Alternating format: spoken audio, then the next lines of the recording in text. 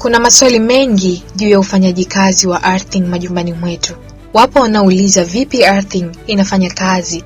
Wengine huuliza earthing inasaidia nini. Pia wapo wanaotaka kujua kama earthing inasaidia kuongezeka kwa bili ya umeme. Endelea kuwa nami hadi mwisho, nitakujuza mambo mengi kuihusu earthing. Mwandishi wa makala hii ni Hassan Mtonga. Mimi ni Husna Abdullahi. Na kukumbusha kulike, kucomment pamoja na kusubscribe channel yetu Hasa Electrical kama bado.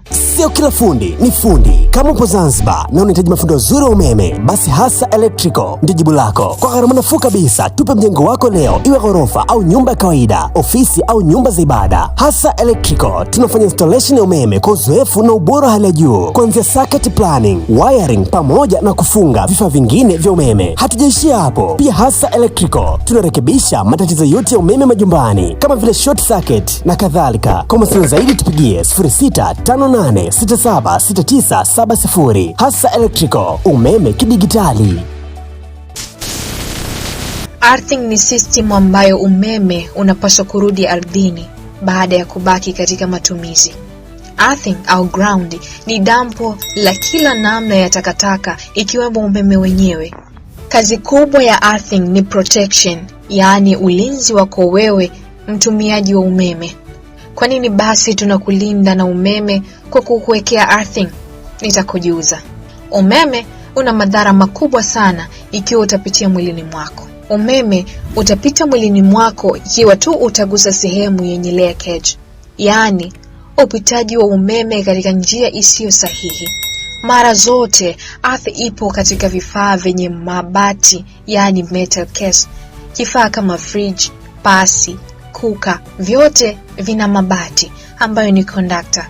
Hapo vifaa hivyo tumevisupply umeme, na ikitokea ule waya wenye umeme umegusa lile bati la friji au pasi, basi ujue nalo litakuwa na umeme na mtumiaji akigusa tapigwa short. Sasa basi, ili kukulinda na short circuit, tunafunga earthing kwenye hiyo metal case kukupa ulinzi wewe mtumiaji wa umeme. Ukikosea njia ukagusa hilo metal case, basi kama umeungwa na earth hautapigwa shoti, badala yake umeme huo utatambulika kama adui. Hapo kuna mawili. Utapelekwa ardhini au breaker zako zitajizima baada ya kupokea jambo hilo. Umeona uzuri wake sasa. Sijaishia hapo. Earthing tunaiwekea mkaa na chumvi au kumwaga maji kwa malengo yafuatayo.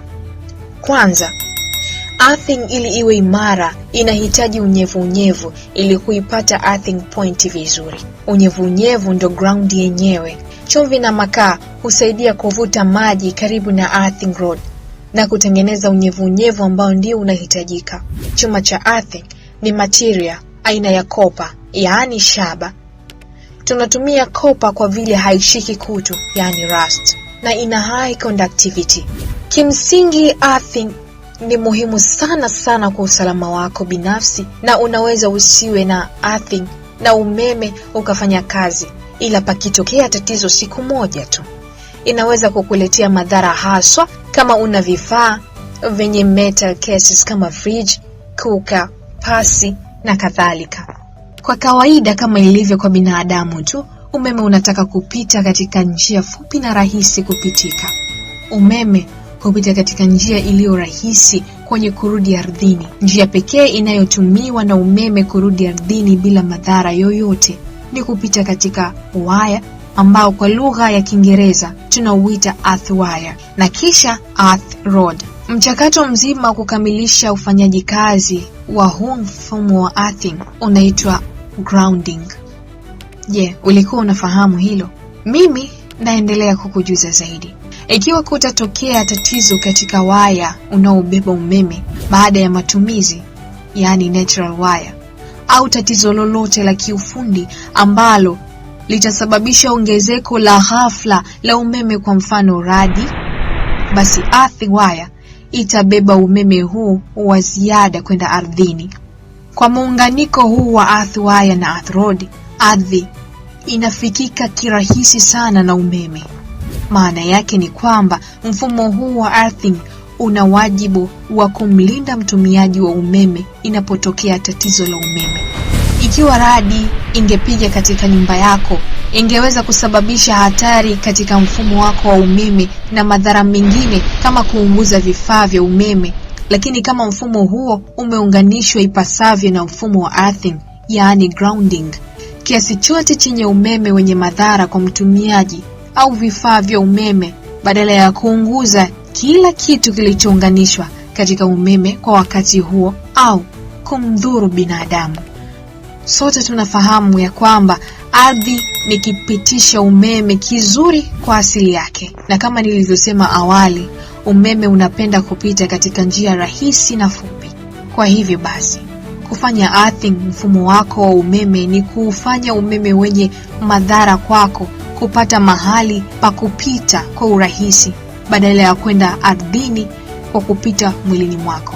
Hivyo, kwa kifupi kabisa, earthing au grounding ni kuunganisha vifaa vyako vinavyotumia umeme katika ardhi ya dunia kwa kutumia waya, yani earth wire, na kipande kirefu cha shaba, yani earth rod, ambacho huzikwa katika ardhi na hutiwa chumvi na makaa ili kuleta unyevu katika ardhi hiyo. Najua unaweza kujiuliza, je, hivi ni kweli earthing ikiwa mbovu au ya miaka mingi bila kubadilishwa inaweza kupelekea umeme kupotea mwingi au umeme kuisha kwa haraka? Nitakujibu. Earthing inasababisha umeme kwenda zaidi endapo katika wiring itakutana au kugusana na live wire, yaani waya ya moto. Kitendo hicho cha live na earthing kugusana husababisha matumizi ya umeme ambayo hayana msingi, na matumizi hayo huongezeka zaidi kama earth connection ni ya nyumba husika inayofanya kazi vizuri. Ila kama earth wire ama earth rod imechoka, haitakuwa na madhara sana katika kuongeza matumizi ya umeme. Tatizo hilo la ongezeko la unit za umeme linaweza kusababishwa na kuchoka kwa wiring za nyumba yako. Hapa na maanisha waya zilizotumika zitakuwa zimechoka sana.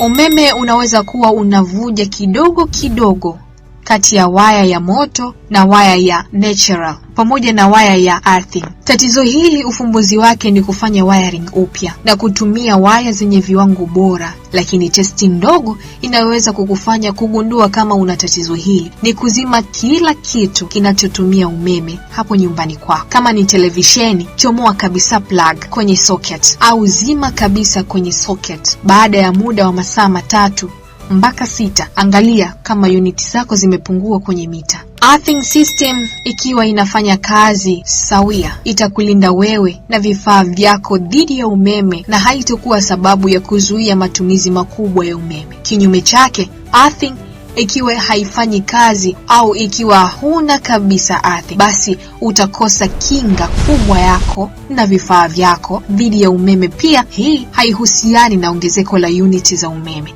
Matarajio yangu ni kuwa umenielewa, ila kama bado, niwekee maoni yako sehemu ya comment au niandikie ujumbe wako moja kwa moja kupitia namba unazoziona hapa. Asante kwa kuwa nami tangu mwanzo hadi mwisho wa makala hii. Ili kupata video zetu kwa urahisi, tafadhali subscribe channel yetu leo pamoja na kubonyeza alama ya kengele inayotokea, hasa electrical umeme kidigitali.